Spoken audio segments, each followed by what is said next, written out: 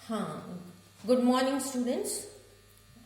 पिछली टर्न पर अपन ने डिस्कस किया था D0 से लेकर के D3 विन्यास के लिए किस तरीके से अपन कॉम्प्लेक्सेस फॉर्म कर सकते हैं, और ये इनर ऑर्बिटल कॉम्प्लेक्सेस होते हैं जो कि ऑक्टाहीड्रल ज्योमेट्री में देखने को मिलते हैं। अब आज जो अपने डिस्कस ये था कि यदि अपने पास ये इस तरीके से डी ऑर्बिटल्स, कौन सा डी ऑर्बिटल्स, ईजी ऑर्बिटल्स, अगर अपने को खाली नहीं प्राप्त होते तो उस केस में अपन क्या कर सकते हैं या क्या क्या पॉसिबिलिटीज यहाँ पर उपस्थित हो सकती हैं। सबसे पहली वाली जो पॉसिबिलिटी थी वो ये थी कि ये जो ईजी में जो इलेक्ट्रॉन उपस्थित है D4 से शुरू होकर के D5, D6, D7 में ईजी में ऑर्बिटल्स उपस्थित होते हैं, इलेक्ट्रॉन्स उपस्थित होते हैं, सॉरी। तो ये इलेक्ट्रॉन्स अपने आप को रीअरेंज कर लेते हैं। रीअरेंज कैसे करना है? सबसे पहला केस जो अपन ने देखा था वो ये था कि ईजी के इलेक्ट्रॉन T2G के इलेक्ट्रॉन्स के साथ पेयर्ड हो जाएं और ईजी ऑर्बिटल्स अपने को वेकेंट प्राप्त हो जाएं। तो यदि ये पेयर्ड हो जाते हैं और ईजी ऑर्बिटल्स अवेलेबल हो जाते हैं तो अपने पास हाइब्रिडाइजेशन D2sp3 प्राप्त किया जा सकता है। दूसरा अपन ने देखा था ये इलेक्ट्रॉन हायर डी ऑर्बिटल्स की तरफ चले जाएं, जम कर जाएं, तो वहां पर भी D2sp3 हाइब्रिडाइजेशन पॉसिबल है। तो अब अपन ये एग्जाम्पल स्टडी करेंगे कि पेयरिंग ऑफ इलेक्ट्रॉन्स कौन से कॉम्प्लेक्सेस में हो सकता है। यहाँ पर अब फर्स्ट एग्जाम्पल जो अपन ले रहे हैं दैट इज Fe(6) - 3। अब सबसे पहले अपने को क्या फाइंड आउट करना है कि मेटल एटम जो प्रेजेंट है, सेंट्रल मेटल एटम, उसका संकरण या उसका कोऑर्डिनेशन नंबर क्या है। तो अब ये देखिए ये आयरन है और ये 6 लिगैंड से जुड़े हुए हैं, तो इसका मतलब इसका कोऑर्डिनेशन नंबर 6 है। आयरन का कोऑर्डिनेशन नंबर 6 है। अब इस आयरन की ऑक्सीडेशन स्टेट अपने को निकालनी है, जो कि अपन ने कॉम्प्लेक्सेस के नोमेनक्लेचर में बताया था कि किस तरीके से इनकी ऑक्सीडेशन स्टेट निकाली जा सकती है। तो यदि अपन आयरन की ऑक्सीडेशन स्टेट यहां पर फाइंड आउट करें तो ये प्राप्त होती है +3 ऑक्सीडेशन स्टेट। और फ्री आयरन का विन्यास जो है वो क्या है 3d6 4s2 4p0। इसका मतलब D में 6 इलेक्ट्रॉन्स हैं, S में 2 हैं और P में 0 इलेक्ट्रॉन्स यहाँ पर उपस्थित होते हैं। तो कन्फिग्रेशन अगर अपन इसका लिखते हैं फ्री एटम में, तो D में 6 इलेक्ट्रॉन्स अपन को बनाने हैं, 5 D ऑर्बिटल्स होते हैं, तो उसमें से T2G ऑर्बिटल का एक ऑर्बिटल जो है वो क्या होता है, फुलफिल्ड होता है या पेयर्ड इलेक्ट्रॉन्स यहाँ पर उपस्थित होते हैं। 4s में 2 हैं, 4p में 0 है।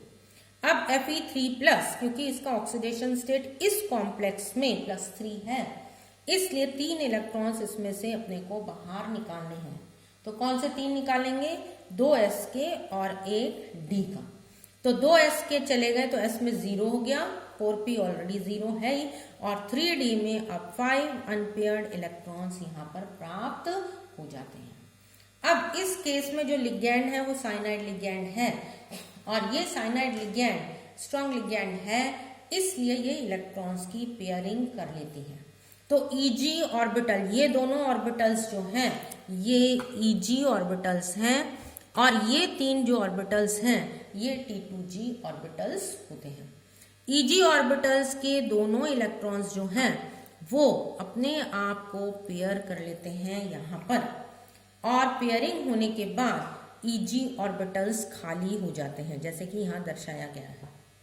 तो T2G ऑर्बिटल्स में 2 ऑर्बिटल्स पेयर्ड, एक अनपेयर्ड इलेक्ट्रॉन यहाँ पर प्रेजेंट है। ईजी ऑर्बिटल वेकेंट है। ये ईजी ऑर्बिटल हाइब्रिडाइजेशन में पार्टिसिपेट करते हैं और D2sp3 हाइब्रिडाइजेशन दर्शाते हैं। तो ये इनर ऑर्बिटल हाइब्रिडाइजेशन या कॉम्प्लेक्सेस का फॉर्मेशन करते हैं। अब यहाँ पर देखिए लो स्पिन या स्पिन पेयर्ड कॉम्प्लेक्सेस भी कहा जा सकता है, क्योंकि यहाँ पर इलेक्ट्रॉन की स्पिनिंग जो पेयरिंग हो गई, जो इलेक्ट्रॉन था उसकी पेयरिंग हो गई। अब यदि मैग्नेटिक प्रॉपर्टी अपन देखें तो ये देखो कि फ्री मेटल आयन जब अपन लेंगे, जब अपन फ्री मेटल आयन अपन ने लिया था, उस केस में यहाँ पर 4 अनपेयर्ड यहाँ पर फ्री मेटल आयन है और इस फ्री मेटल आयन में अपने पास कितने अनपेयर्ड इलेक्ट्रॉन्स हैं? 4, 1 2 3 4, 4 अनपेयर्ड इलेक्ट्रॉन्स यहाँ पर उपस्थित होते हैं। Fe3+ अगर अपन देखें तो 5 अनपेयर्ड इलेक्ट्रॉन्स यहाँ पर उपस्थित हैं और इसी Fe3 आयन को कॉम्प्लेक्स में यदि देखें, अगर ये भी फ्री Fe3 है लेकिन कॉम्प्लेक्स में यदि अपन देखते हैं तो यहाँ पर केवल 1 अनपेयर्ड इलेक्ट्रॉन प्राप्त होता है। तो म्यू का मान या मैग्नेटिक मोमेंट का मान तीनों केसेस में डिफरेंट प्राप्त होता है। फ्री मेटल एटम में अगर देखें, आयरन एटम में अगर अपन देखेंगे तो 4 अनपेयर्ड इलेक्ट्रॉन्स के बराबर म्यू का मान प्राप्त होगा।